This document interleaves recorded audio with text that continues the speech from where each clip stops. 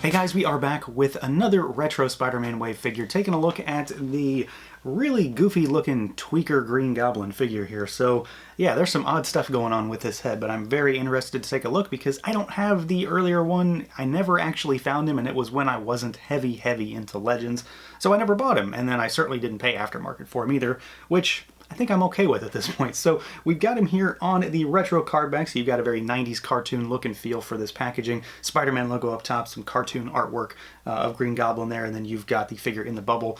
We've got some artwork on the back of him on the glider, and then you've got a write-up and then a lineup for the wave. So let's do it. Let's pull him out and take a look. And here he is out of the package, our new retro Green Goblin figure. Another one just like Electro that I needed but didn't want enough to pay aftermarket prices for, so it's nice to finally get an actual reissue. He is, of course, a different style, but I really like the way this figure looks, save for one weird thing. So let's see what this guy can do. If you've messed around with any of the Goblins, you kind of know what's going on here. Well, not Red Goblin, because he's a very different figure, but, you know, Hobgoblin or Demo Goblin in some ways, they're all somewhat similar figures. So we've got a head that can look up really far. He can look down pretty good. Not a whole lot of tilt, but a little bit. And then you've got full rotation. Arms go out at the shoulders. You do have to watch out because you push too far and you're going to cut into the plastic. They rotate. And then you've got your bicep swivel. We do, of course, have double jointed elbows there. They don't go the greatest distance because of the gauntlets. And then you've got rotation and hinges at the wrist. We've got an ab crunch. He goes backwards pretty good, but you get a mega gap in there. And then he goes forwards about that far, and then you've got your waist twist. Legs go out about that far. Pretty decent. They kick forward 90 degrees-ish. They kick back slightly.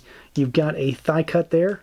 You've got your double jointed knees, they go back pretty far, and then you've got a boot cut, you've got rocker, and then you've got hinges at those ankles, which are pretty much unencumbered. So he does move around pretty well. Again, nothing too crazy. He's not any kind of figure that has any new or modern-ish style articulation, but he still moves around really nicely, all things considered. Now, all that said and done, my main interest, as I'm sure you are aware, is about the looks, and just the idea of finally getting, for a reasonable price, a Green Goblin figure, because there are a lot of heavy-hitter Spider-Man villains that I just plain didn't have, so Electro, Green Goblin. Still don't have a Rhino or a Sandman, though, but I expect we're going to probably get reissues at some point the way things are going. So this is a nice one to finally get because, you know, for a lot of folks, this is the Spider-Man villain. Venom is my Spider-Man villain as far as the main one, but I can appreciate the classic nature of having Green Goblin to go up against your Spider-Man. And I think for the most part, this looks really good. I get, you know, kind of old Toy Biz vibes, like, you know, not Legends Toy Biz, but the 5-inch style figures. I get those kind of vibes out of this color scheme and just the overall stark nature for the purple and the green, because something about this really bright green does it for me. It works really well. I dig the scaled texture for the legs and the arms. I like just about everything that's going on here from a body construction standpoint. I think he looks really good. There's very, very little paint on this figure for kind of obvious reasons. The arms are one color, and then the everything else really is another color. He does have a little bit of paint on his belt here. He does have Mary Jane's purse hanging around his chest. You can take this off if you pop the head off. It does have a little shock of silver paint there, which is pretty cleanly applied. No real issues there. I do, just in a general sense, like the way this figure looks. I think it very much gives off the size of Green Goblin well. He very much looks the part. The only real thing I don't really like is this little kerchief thing, like the hood or the, you know, the throat area, neck area of the figure, because it wants to move when you move him around. So you just have to kind of make sure that it's in the right spot. But otherwise, I think it looks really good. And he's just a solid, classic looking Green Goblin. The area where things kind of get crazy, though, is the head sculpt, because this is obviously a new head for the figure. And I like the expression. I think the sculpt is really good here. That huge, monstrous grin on his face. It looks very nefarious and very evil. Really digging these massive ears. And then you've got kind of the curly tip of the hood back there. What I don't really like, and I would love to know who signed off on this, are these weird eyes. He very much looks like he's tweaking on something, or he is, you know, experiencing some sort of life-altering kind of inner sense of turmoil, probably, because there is something going on in his head that is not quite right.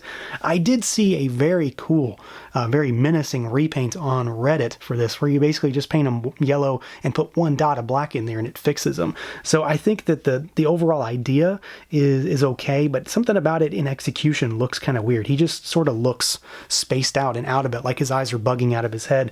But otherwise, I really like the head. I like the face. I like just all of the other details. Just not a huge fan of those crazy eyes.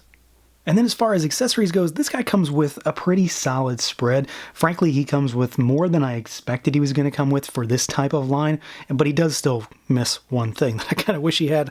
So to start with, we've got the pumpkin bomb here, and this is nothing new. So it's an orange pumpkin with some green flame effects on it. Holds it just fine in either hand pretty well. And then we've got his glider here done up in kind of a gunmetal-y metallic plastic. So this looks good. He can stand on it just fine. You know, lock his feet in there just like any other glider we've ever gotten from Legends.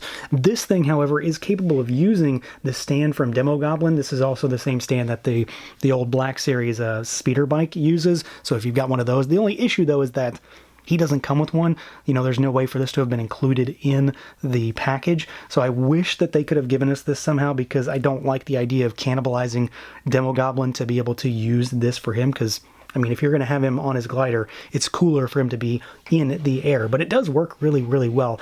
Granted, I did have to heat this thing up to get it to peg in. It did not want to budge. And then lastly, he has got an extra head sculpt. So we've got a Norman Osborn head this time around, which looks really good. Sculpt is fantastic. Paint is really nice. And he, of course, has that very telltale, very weird hair design that I'm not sure has ever been fully explained. But this looks really good. And, you know, maybe used on a civilian body, put it on the new Peter figure, or, you know, even Stan Lee to give a more civilian look for your Norman Osborn. So all things considered, he does come pretty well stocked, outside of the fact that I wish we could have gotten a stand for him somehow. So yeah, I mean, overall, there is a lot to like about this figure, especially if you, like me, did not already have a Green Goblin figure, because really, I don't see many reasons to go back and get that older figure, unless, of course, you know, you also want to get the Build-A-Figure part along with it, or something like that, or if you just need to have every single version of the Green Goblin. This figure works really well for me personally. I like the green. I think it looks really nice. It's very bright and vibrant, stands out on the shelf, and then he comes with a lot of solid accessories. My only real gripe about this figure is, of course, the kind of janky eyes, but they're not that bad. They're just really weird. And then the fact that he doesn't have a stand for that glider. I think that's a missed opportunity, but at the same time, I still don't know how they would have put it in this box, because it wouldn't have fit on this carded style package. So at the end of the day, I am still really happy with him, despite having a couple little gripes here and there. So that's going to do it for this look at the Marvel Legends Retro Green Goblin. Let me know what you guys think. Feel free to like, comment, subscribe, and share, and until next time.